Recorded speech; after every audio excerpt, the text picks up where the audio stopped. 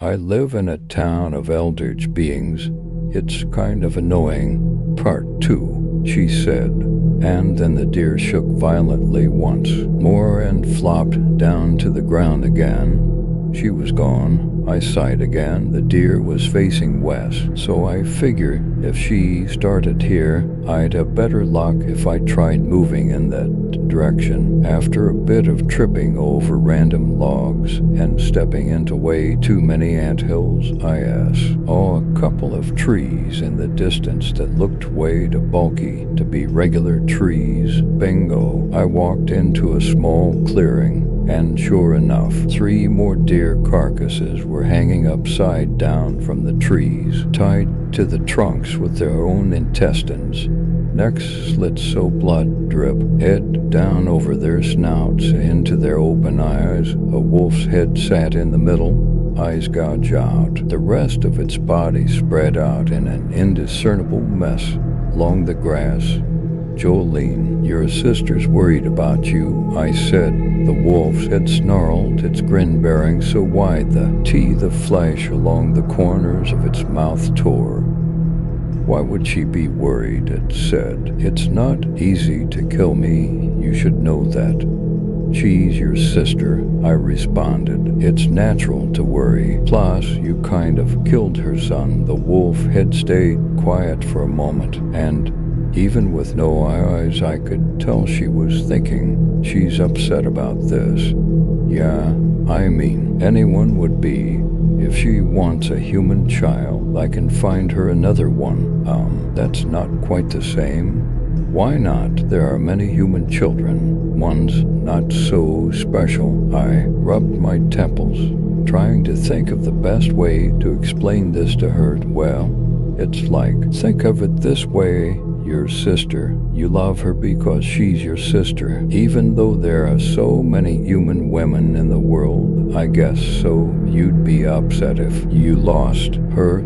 The wolf had thought some more. "Yes, I think I would be. Well, quite frankly, you might lose her. I wouldn't be surprised if she never talks to you again after this." The wolf head's eye sockets widened, and the deer on the trees behind it began to shake angry. In their bindings, I swallowed nervously. This had better work. "What?"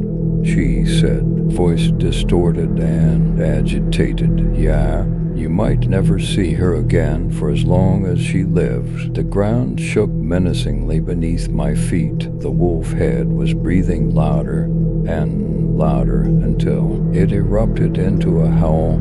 The deer behind it started shrieking in unison, banging their antlers against the trees until the wood started splintering off. I said a quick prayer. I'm not religious, but you know, just in case, the smart thing would have been to run at this point. Truly the smart thing would have been to never come out here in the first place. But hey, they don't pay me to be smart, so I pressed on. See how you're feeling right now. That's how she feels, knowing she'll never see her son again. And if you want her to keep being your sister, you'll come back and apologize. That was probably a lie. I didn't know if Jolene's sister would ever come see her again.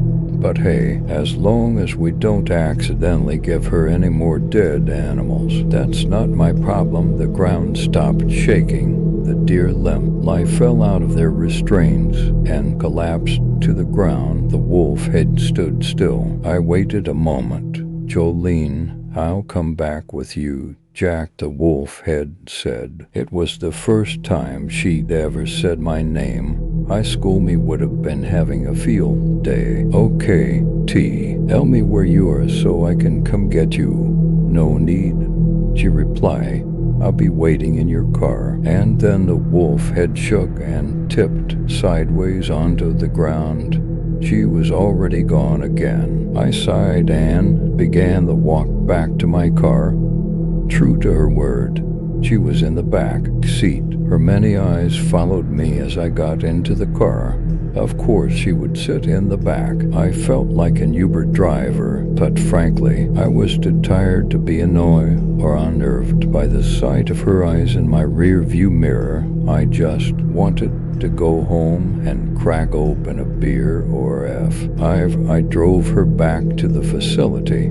She didn't talk or put up any more of a fight, but my car has sigils etched over every square inch of its interior, so there really wasn't anything she could do once inside. Plus, then I handed her off to Martha and the SWAT Team SG group of dudes there to get her back to her cell.